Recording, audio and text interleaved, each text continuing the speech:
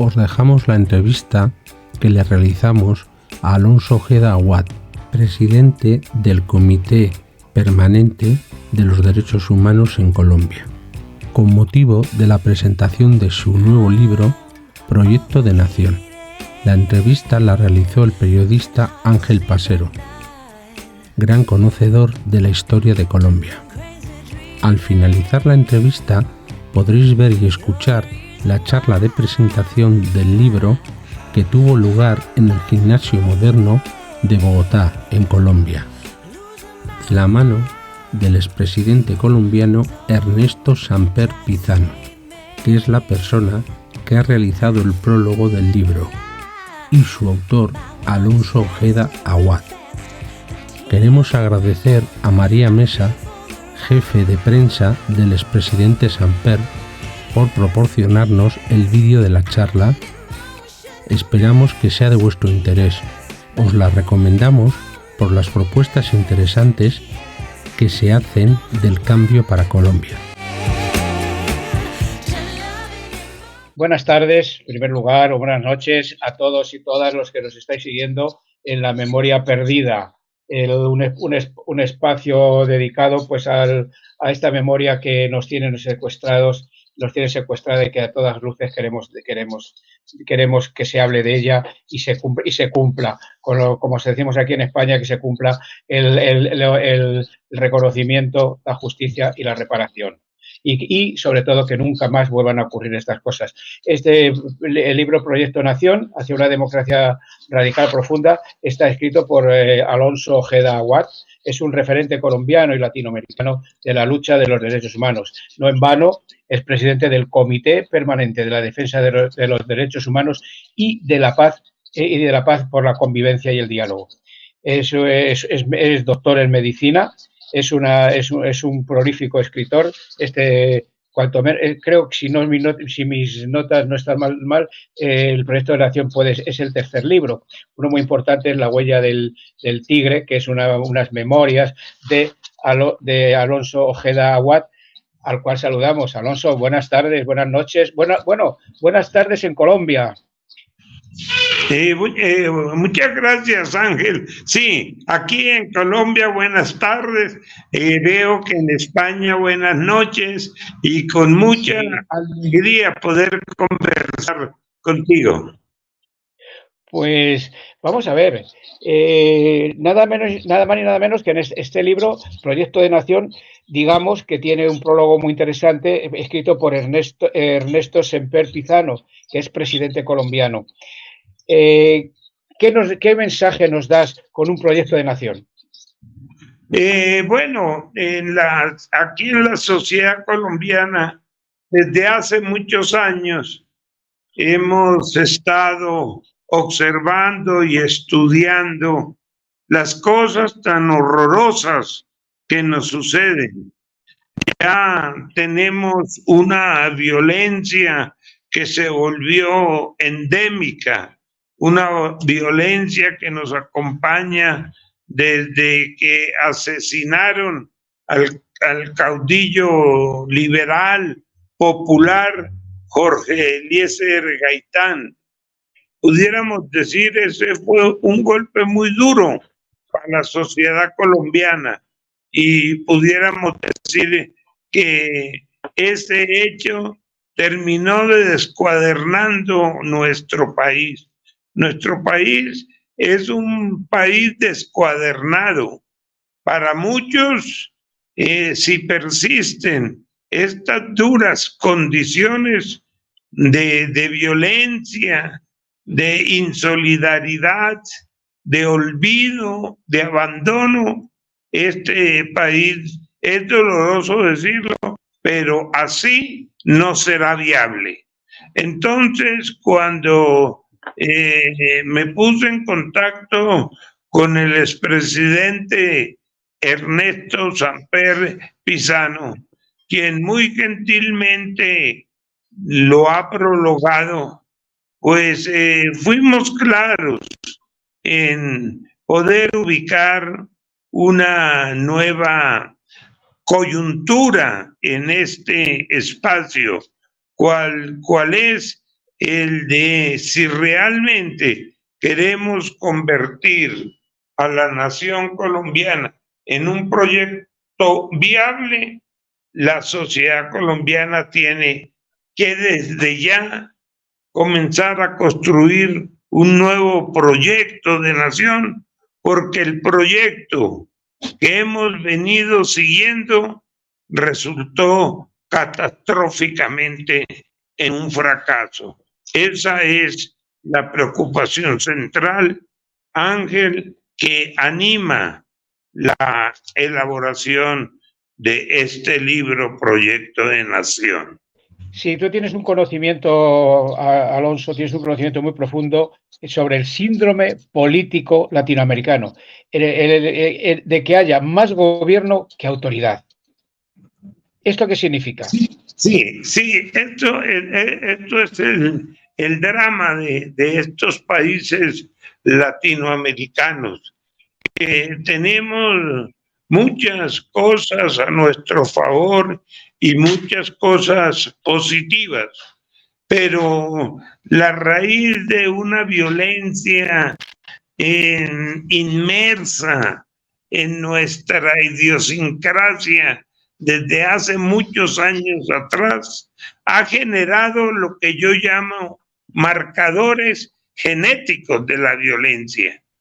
Lo mismo que existen marcadores genéticos de la generosidad, del respeto, de la compasión, también existen los marcadores genéticos de la violencia, del odio, del desamor.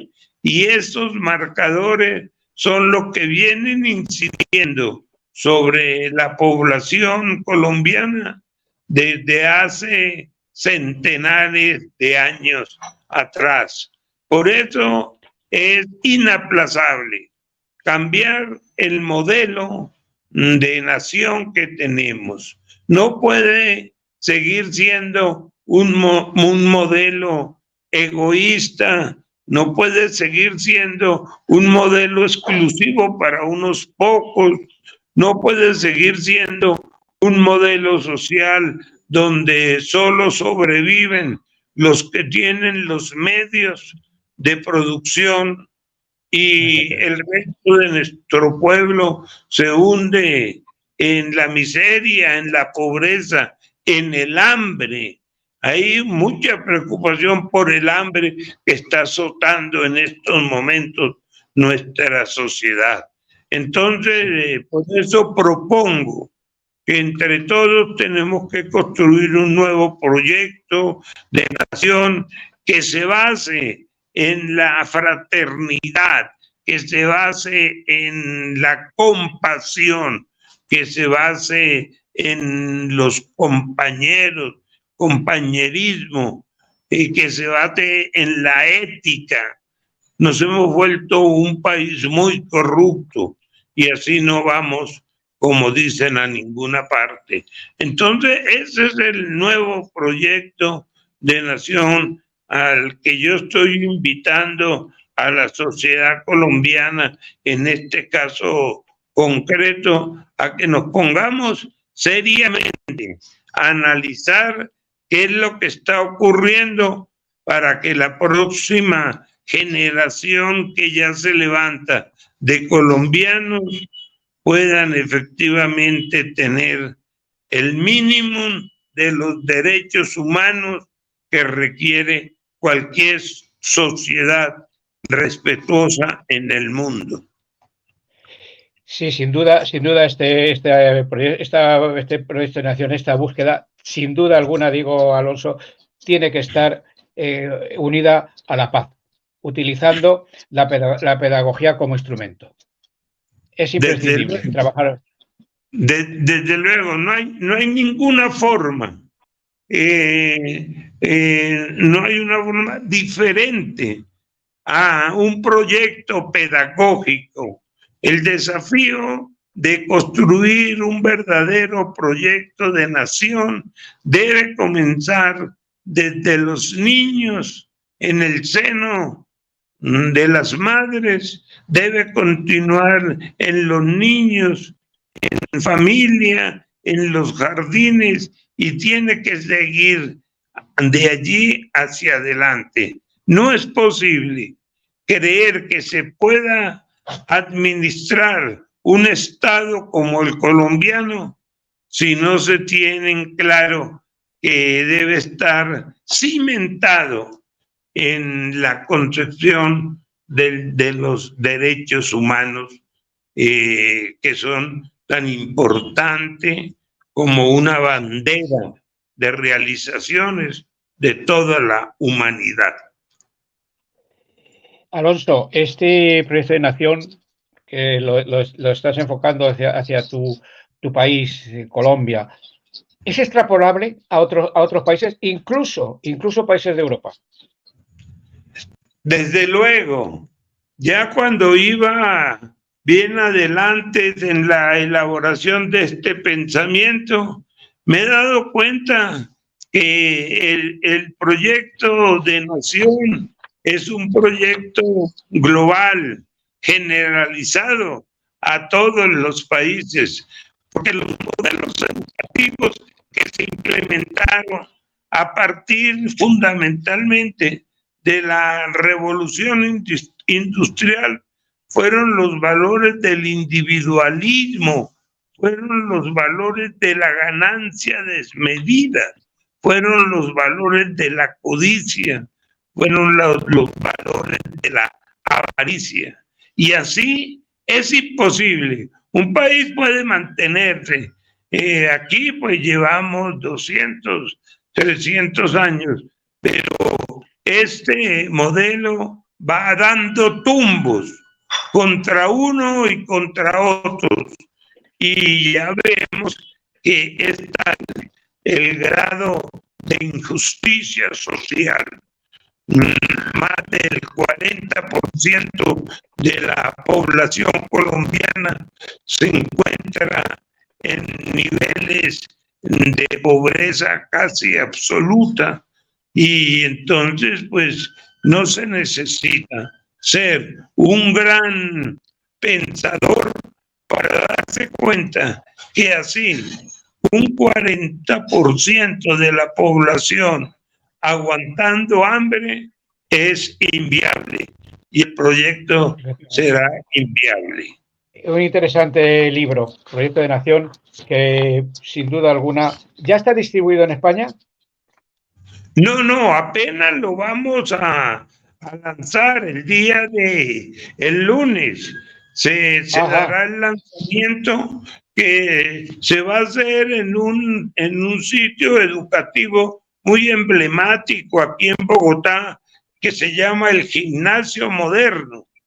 El Gimnasio Moderno fue fundado a comienzos del siglo XX por pensadores, filósofos, realmente que su preocupación era lograr el equilibrio para que una sociedad pueda ser estable y pueda proyectarse hacia el futuro. El expresidente Ernesto Samper Pizano, el lunes 4 a las 6 de la tarde, en el Gimnasio Moderno, hará la presentación y el lanzamiento del libro, que a mí personalmente me enorgullece la deferencia que el presidente Samper ha puesto en la distribución de este libro, Proyecto de Nación.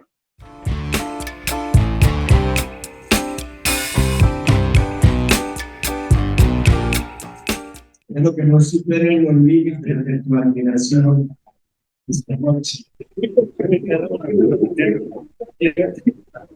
Incapaz de contestar esta admiración. Bueno, sí es cierto que primero agradecimientos a Federico por darnos esta posibilidad democrática, además, de poder presentar el libro del Tigre. porque me unen unos lazos históricos y personas que ya recordaremos en esta conversación. El libro es fascinante porque es el tigre convertido en libro.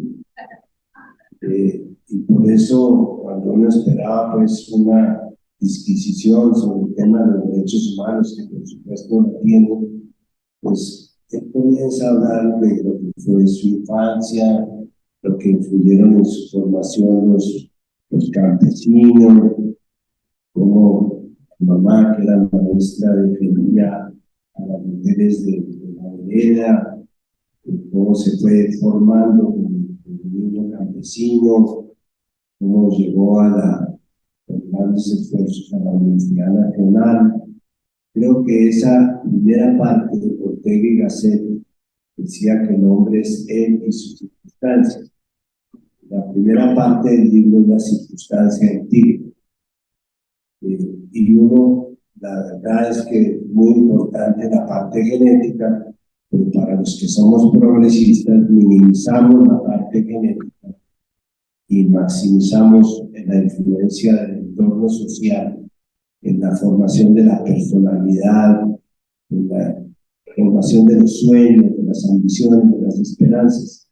Entonces, yo les recomiendo que lean el libro en el orden en que lo escribió el tigre, y quería comenzar pues preguntándole al tigre cómo son esos recuerdos y hasta qué punto influyeron esos recuerdos en su formación, y que finalmente los llegaran a convertir a mencionar el tigre. Ya vamos a hablar porque te llaman el tigre.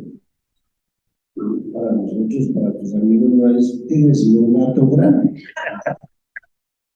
Puede que como una ciudad por la etapa del tigre, pero para otros eres ante todo un gran ser humano. Así es que, tigre, cuéntenos brevemente, porque no tenemos tampoco mucho tiempo, cómo fue esa primera etapa, cómo te influyó tu formación, tu vereda, tu identidad local en la formación que hoy día estamos creando. Bueno, muchas gracias, presidente Sanfer. Antes que nada, pues quiero darles un abrazo cariñoso por vuestra presencia.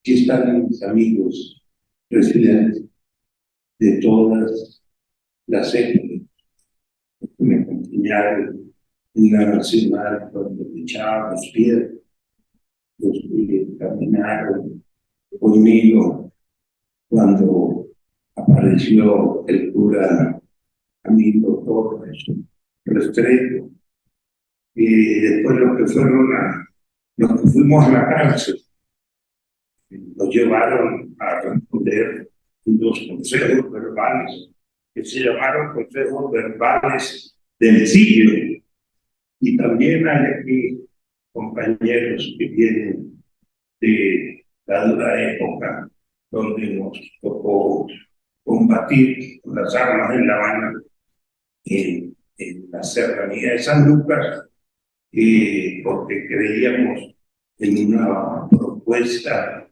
armada de salvación nacional. Desafortunadamente, eso no era posible. Y más aún no fue posible. No fue posible porque al interior de la guerrilla pudimos darnos cuenta de las grandes deficiencias, más que políticas, deficiencias humanas, poder organizar un país y poderlo conducir a la victoria. Como decían los chinos, se merecían espíritus tan grandes como en la Revolución China Mao Zedong y en la Revolución Vietnamita Ho Chi Minh. Ubicadas esas falencias, tuvimos la fortaleza de plantearle al ELN que íbamos mal, que por ahí no podía ser el camino, que por ahí no era el camino. Tenía una etapa de la cual ya estábamos haciendo aguas profundas, penetrando las instancias agresivas y criminales del secuestro, situación que dolorosamente aún se presenta. Entonces, para no agotar las cosas, decidimos con un grupo selecto de compañeros y amigos constituir lo que llamamos el replanteamiento de ley.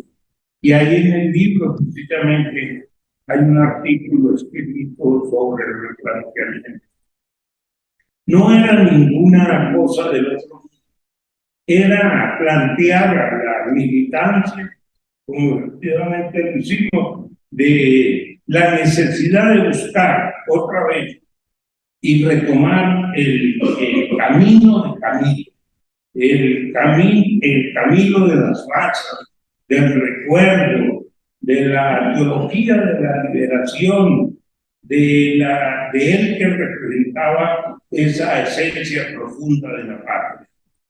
Pues ahí estuvimos, presidente, y ahí persistimos. Afortunadamente, años después, personas como Jaime Wagner, el glorioso comandante muerto ya del M-19, nos concedió la razón cuando ellos decidieron comenzar a dar pasos hacia la paz y pasos hacia una reestructuración de lo político y reestructuración de la democracia.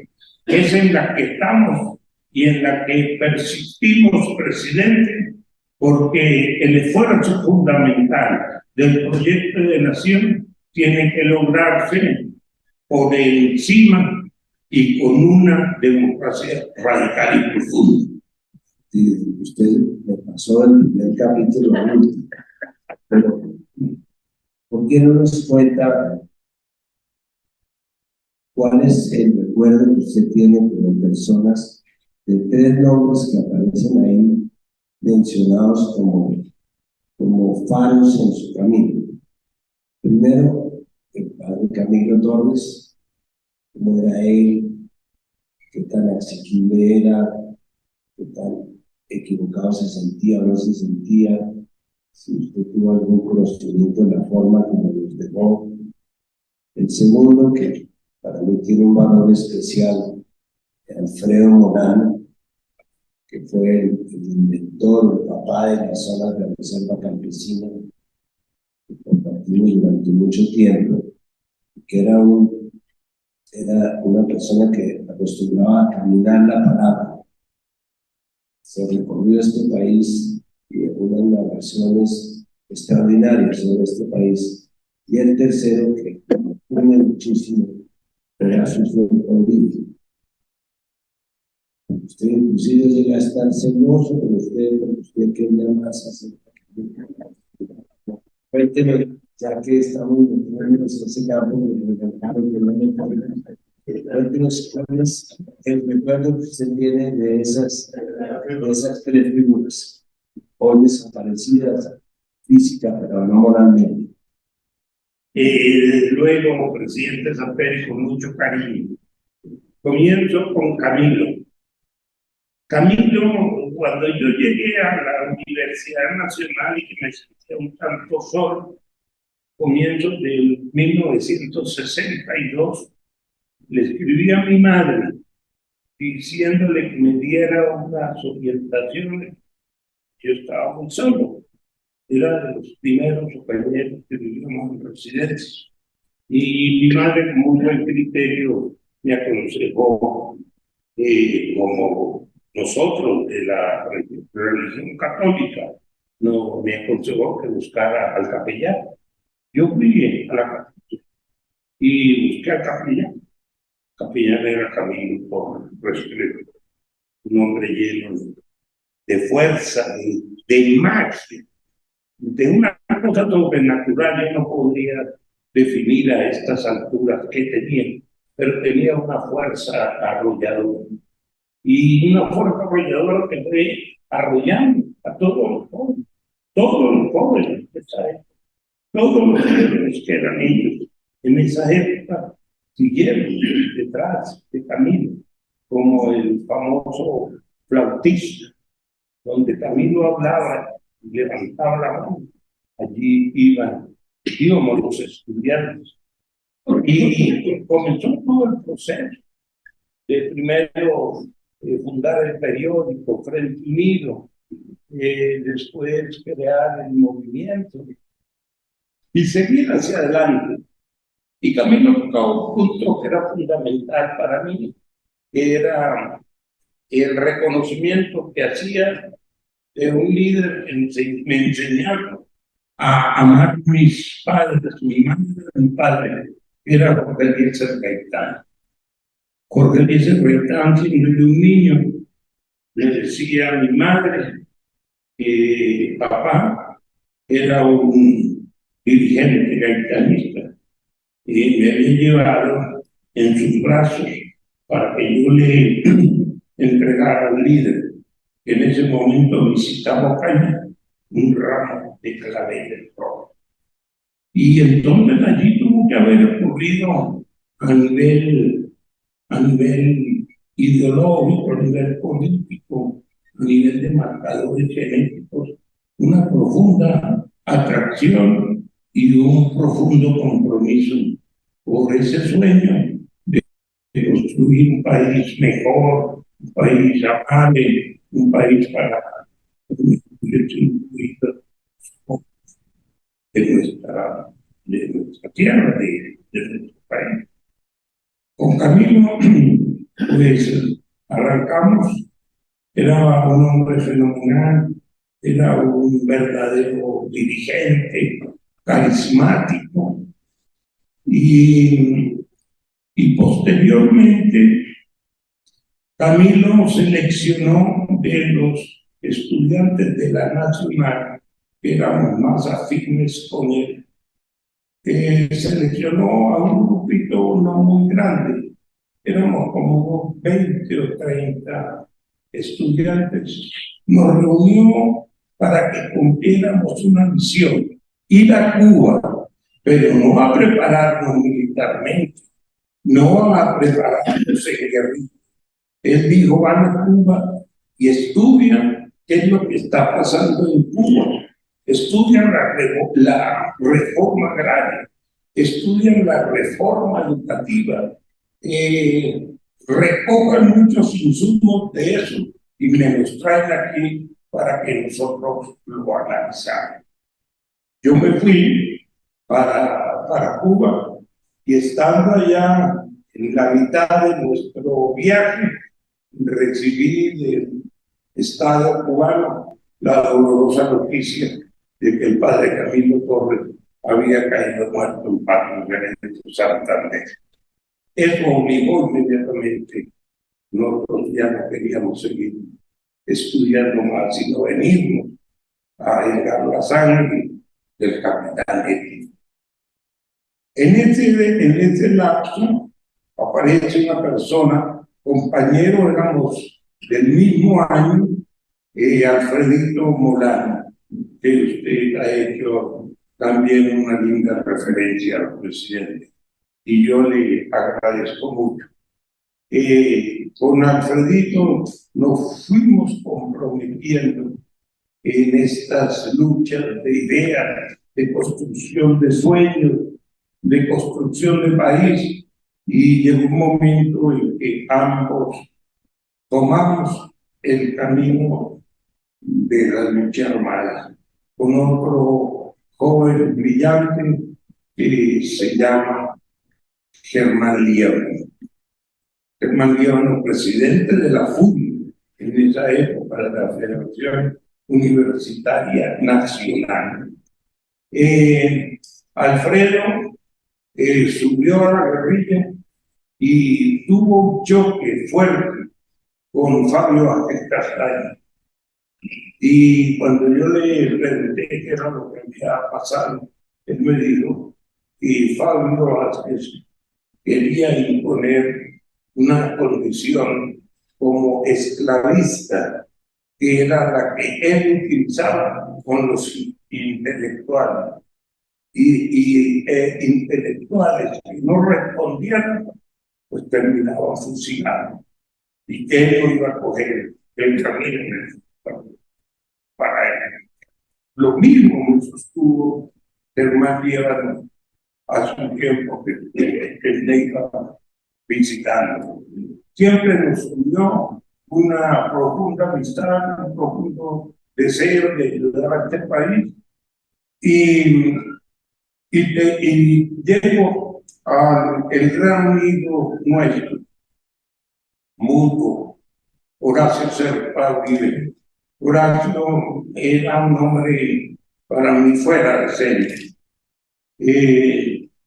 Por esas circunstancias de la vida, él también tuvo cercanías en los primeros grupos armados que se levantaron en Santander y en el Magdalena Medio. Con Horacio, con el doctor Horacio, como siempre decía, me unió una amistad y un cariño que realmente pasan los años y yo siento que no disminuye el presidente. Horacio Serpa fue el que me llevó a donde esté y me dijo que el proceso nuestro exigía una construcción como por etapas, que pues yo ya había bajado de la guerrilla y me dijo, y él también tenía su cuestionamiento, y entonces me dijo por el doctor Ernesto Samper, es posible avanzar en maduración de un proceso nuevo de solución a los graves problemas que tiene planteada la sociedad colombiana. Desde ese momento me puse bajo sus filas y sus ideas, presidente, y fue muy importante encontrarnos con usted, porque usted recogió ese sentimiento nacional que aún hoy día lo sigue representando. Como digo en el libro, en la etapa de los agradecimientos, guardo una profunda admiración y respeto por usted y por la lucha que usted ha dado contra unos sectores muy conservadores, muy derechistas, que queriendo perjudicarlo a usted, han perjudicado a la nación colombiana. Y hasta donde hemos podido, hemos estado en contra de esta propuesta, presidente. Muchas gracias, Tigre. Pues efectivamente, usted termina en el libro así, una apología de lo que usted llama el proyecto de nación. Y hay una convergencia, y por eso mencioné el caso de Horacio Serpa, porque Horacio Serpa, como una generación de la cual usted formó parte, se encontraron en un proyecto socialdemócrata que venía por otro camino en el Partido Liberal.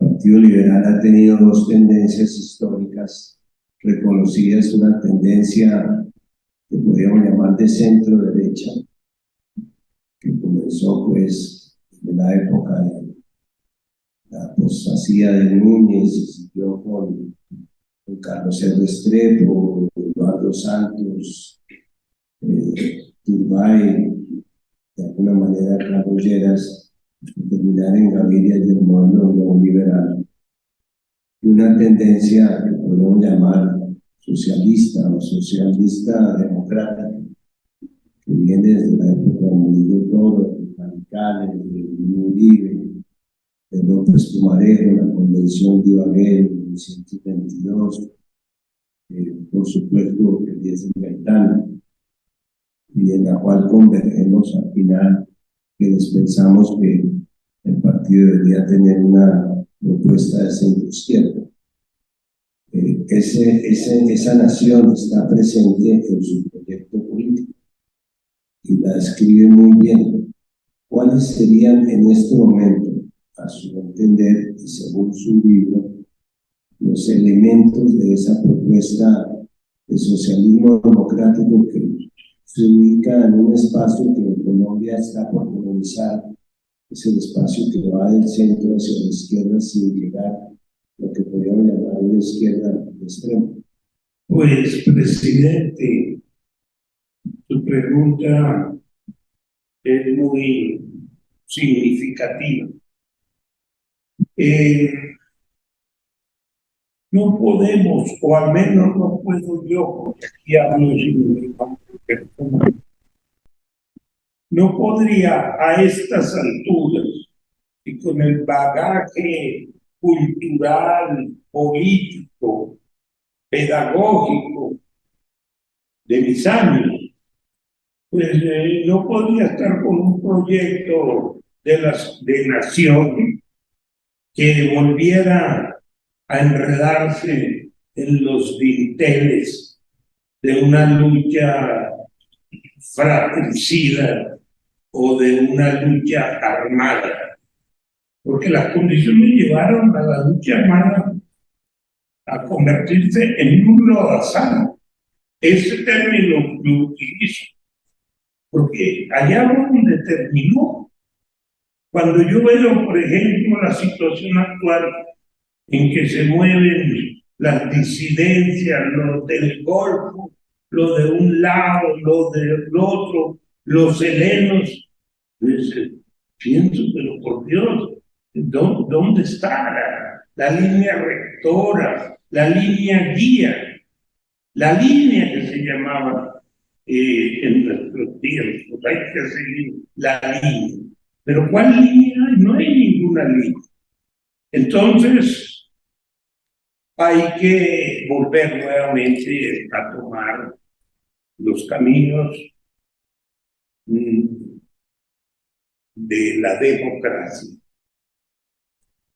que nos fueron enseñando a construir el indio Uribe en Antioquia, Rafael Uribe, Benjamín Herrera, el visionario que fue capaz de pensar que el aporte central debía ser pedagógico y creó y fundó la Universidad Libre. Y precisamente con aportes de esa talla y de esa dimensión, plantearnos en un encuentro nacional con estos sectores del pensamiento, a buscar el camino deseado, porque no lo hay, presidente. El camino deseado que apunte a la realización de la tarea en bien de Colombia en lo social no está elaborado y no se puede encontrar en los textos del marxismo, ni se puede encontrar en los textos de la Revolución China, ni los podemos encontrar en los textos de la Revolución Rusa. Sin desconocer la importancia de esas enseñanzas y de esos textos, nuestra visión debe apuntar a encontrarlo aquí, en la gran patria latinoamericana. Tenemos que ver mucho todavía de lo que fue la Revolución Mexicana. Tenemos que ver mucho todavía de lo que fue el atropello que le hicieron a México usurpando la mitad del territorio. Tenemos mucho que ir encontrando en las experiencias verdaderamente, las genuinas de un pensamiento libertario latinoamericano en los mayas. A mí me ha gustado muchísimo un pensamiento de los mayas, de un grupo indígena que acompañaba al Ejército de Liberación Zapatista de México, que decía que caminando y conversando es como nos vamos orientando, presidente. Es así, no es con teorías externas, no es con elementos de más allá de la frontera, sino el encuentro fraternal entre los colombianos y las colombianas, conversando. Y allí, pues lógicamente, al conversar, gastamos tiempo y vamos caminando. Y entre todos tenemos la obligación inaplazable de encontrar el camino mejor para nuestra nación. Bueno, ahí coincido con usted, aunque creo que sí hay un elemento conceptual importante para tener en cuenta en esta diferenciación, que es el modelo económico. Creo que frente al modelo neoliberal, que es un modelo de mercado, lo que nosotros hemos planteado es la necesidad de que haya un modelo de Estado, un modelo en el cual la intervención del Estado sea definitiva para igualar las condiciones, por lo menos en las cuales se compiten distintamente. Y creo que la gran falla de la Constitución de 1991 y muchos otros aspectos, como ahora veremos, es interesante, es que no se comprometió con un modelo económico. Al contrario, dejó unas claves que permiten interpretar para un lado y para el otro. Esa es parte de las dificultades que hoy día tenemos. Porque si la meta de nuestro modelo es el tema de la inclusión social, tenemos una gran diferencia entre quienes piensan que la inclusión social es un problema de pasar de una etapa a otra con el simple crecimiento económico, quienes creemos que la desigualdad es una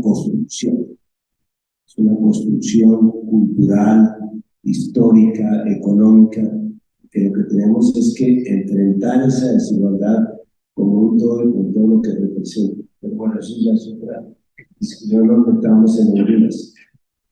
Quería precisamente pasar a un tema que también nos convoca y nos une, que es el tema de los derechos humanos. Sin duda, uno de los aportes más importantes de las constituciones, las nuevas constituciones de América Latina, ha sido que fueron constituciones garantistas. Si consagraron los derechos humanos, pues simultáneamente con esos derechos, pues consagraron inclusive mecanismos para reclamar por esos derechos. ¿Qué piensas tú hoy día? ¿Cuál es la concepción que defendemos? Porque no son los mismos derechos humanos de 1789, la Revolución Francesa, ni tampoco los del siglo XIX, con el capitalismo, los derechos de las minorías del siglo XX. Hoy día estamos hablando de una nueva generación de derechos humanos, que son los derechos que nos defienden a nosotros de nosotros mismos, del daño que nos podemos hacer como seres humanos a nosotros mismos. ¿Cuál es la concepción que tú crees que en este momento se ajusta a la nueva realidad del país? Sí, presidente, muy interesante la pregunta. En el día de ayer, antes de ayer, una emisora de España, y aquí está la hermanita de Paxi, sí, está allá, muchas gracias. de un periodista español, presidente, que me hizo una segunda entrevista para la radio europea.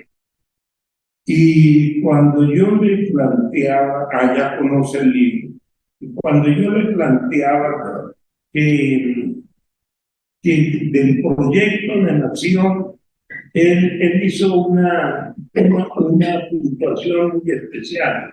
Después que me explicó, me dijo, pero no será mejor que el proyecto de nación, que es totalmente válido, un proyecto de mundo, un proyecto de un nuevo mundo, doctor Alonso.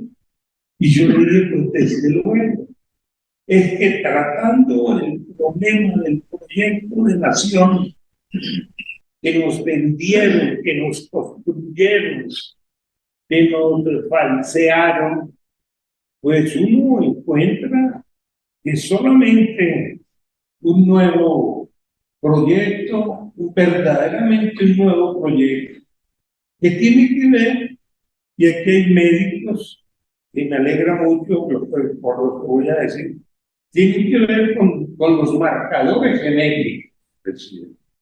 ¿Qué es lo que está pasando y qué nos ha pasado con esos marcadores genéticos?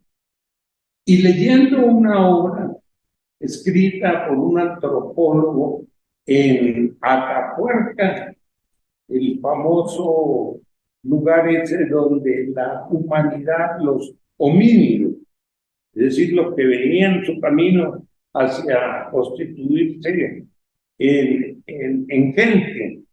Los homínidos vivieron allí 1.500.000 años, presidente. Y entonces dice la propuesta que los marcadores de la generosidad, del cariño mutuo, del respeto entre los humanos que convivían ahí en condiciones, pues imaginen, despertando la humanidad, marcaron para siempre el camino de nuestra humanidad. Y que fue muchos años después, cuando las tendencias del egoísmo, de la avaricia, de el primero yo, segundo yo, tercero yo, el abandonar a su semejante, volvieron a coger fuerza, es cuando nos fuimos adentrando a este caos que padecemos y que fue como bendecido por la revolución industrial. Entonces el problema de nación y el problema del mundo está inmerso también en un problema de marcadores genéticos. Cómo la generosidad, cómo marca y cómo marcó durante centenares de años a esa humanidad que solamente pensaba en la humanidad y no ahora que la humanidad piensa es en contra de la humanidad. Cuando vemos, por ejemplo, los envenenamientos de los ríos, los envenenamientos de los mares, que ya no se puede comer pescado por las altas concentraciones de arsénico y de otros venenos. Pues hay una patología de daño en esa mentalidad humana que ha ido desarrollando el capitalismo, que nos tiene a portas de nuestra propia desaparición. Entonces, para recoger un poco el planteamiento que soy consciente que es un poco complejo y confuso, a mí me ha dado la sensación que muchas veces los gritos que expresamos por los derechos humanos fueran como gritos y pedidos en la mitad del desierto. los niveles de violación de los derechos humanos más simples, más primigenios, siguen sin ninguna transformación. Nada más el alto índice de muertos, líderes por trabajar por una sociedad más respetuosa. Eso nos plantea entonces una opción diferente que precisamente o la asumimos o permitimos que el mundo de los derechos humanos desaparezca en las realidades concretas y específicas de los países. Véalo del presidente y termino con esto. El doloroso hecho que ocurre en Palestina, donde niños y niñas, es que eso parece que estuviéramos en un sueño, en una vez, son asesinados con esa macabra actitud de los israelitas y no pasa nada. Nadie es capaz en el mundo de decirle detenga su mano contra esa pobre niñez en orfandad y en muerte. Entonces es mucho lo que tenemos que seguir todavía haciendo, presidente Alfredo. Muy de acuerdo. Bueno, a mí me cuesta trabajo decirle a Alonso porque cuando me dice ya llegó Alonso, y ¿cuál Alonso? Es el tipo. Pero resulta que aquí quiero hacerles una confesión, y es que cuando trata con tantas personas y no se puede acordar de los nombres de todas, pues busca unas formas antonomásticas de decirles. Yo a todos los que no me acuerdo el apellido les digo Tigre. Entonces, los líderes populares les digo Tigre. Y el otro día me pasó que uno me dijo, presidente, ¿cómo le va? Le dije, ¿qué hay? ¿Cómo estás? Uno saluda con mucho afecto. Dice, no, pero ¿cómo me llamo yo? Le dije, caray, no, el apellido sí lo tengo, pero el nombre se me escapa. El tipo, no, ¿cómo me llamo? Entonces yo le dije, pues mire, tengo una pista. Entonces me dijo, pues hombre, yo soy el Tigre. Entonces le dije, bueno, tigres hay miles, pero tú eres nuestro Tigre. Pero ya para ir redondeando esta conversación, que espero que no se hayan dormido muchos, para que no nos pase lo de Otto Morales, que una vez digo, bueno, yo hablo muy largo y aquí les traigo un discurso de 70 páginas. Yo le puedo hacer un trato, voy a leerle las 70 páginas, porque para eso las preparé. Cuando cumpla 35 páginas, vamos a hacer un pequeño break, un pequeño receso. Los que quieran salir, si se pueden salir, yo no me voy a poner bravo. Pero eso sí, salgan pasito para que no me despierten a los que quedan. Espero que ustedes no se hayan dormido, sobre todo con mis preguntas, pero sería imperdonable si en esta conversación no habláramos algo del tema de la pizza. Porque ese es un tema que nos ha unido a muchos y quiero aquí rescatar un concepto que a mí me parece que nos ubica perfectamente, que es un concepto del Papa Francisco, que dice, la paz no es un estado ni una meta, la paz es un proceso. Y creo que lo que nos ha unido a muchos sectores que nos declaramos progresistas es que entendemos eso, que la paz es un proceso para aprender a reconocernos los unos a los otros, es un proceso para aprender a convivir, que no sabemos ya convivir, es un proceso para respetar el derecho del otro. Y dentro de esos derechos humanos que ustedes tienen, hay una nueva generación o una generación distinta de derechos, que son los derechos humanitarios. Y a lo que yo he venido dedicado desde los últimos 20 años es precisamente a la aplicación del derecho internacional humanitario, que se consagró en la Constitución de 1991 se desarrolló durante mi gobierno con los protocolos unidos de la Convención de Ginebra, y son exactamente el tipo de derechos que hoy día está violando todo el mundo. Entonces, para poder acceder a una sociedad que respete los derechos humanos, tenemos que hacer valer en medio del conflicto los derechos humanitarios, los mínimos humanitarios.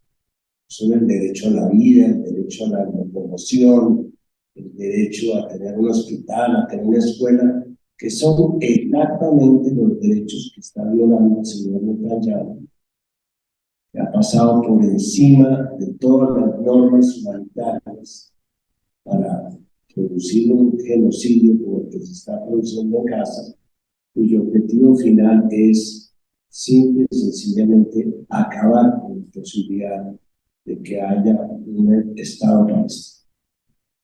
Entonces, dentro de ese esquema, quiero defenderte públicamente la idea de que en tu lenguaje, como presidente de la Comisión de Derechos Humanos Colombianos, incorporemos al lado de los derechos humanos los derechos humanitarios, que son los derechos que nacieron del derecho de gentes, en la batalla del Solferino, de la cual se nutrió la Cruz Roja Internacional, que son los derechos de la población civil en medio del combate. Y a eso es lo que estamos dedicados, a una causa humanitaria, a defender los derechos de la gente y aún de los combatientes, para que la guerra, pueda haber guerra limpia, por lo menos no sea una guerra que se lleve por medio tantos inocentes como está sucediendo en Colombia. ¿Cuál sería tu respuesta a esta inquietud de que incorporemos al lado de los derechos humanos los derechos humanos? Gracias, presidente.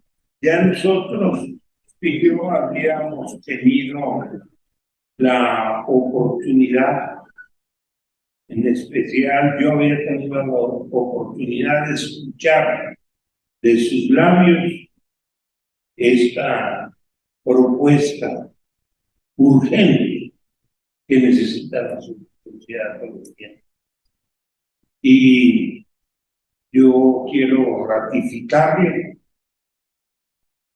que estoy como presidente de la comisión del Comité Permanente de Defensa de los Derechos Humanos, en el cual en estos días nos preparamos en un foro nacional a recordar ese compromiso.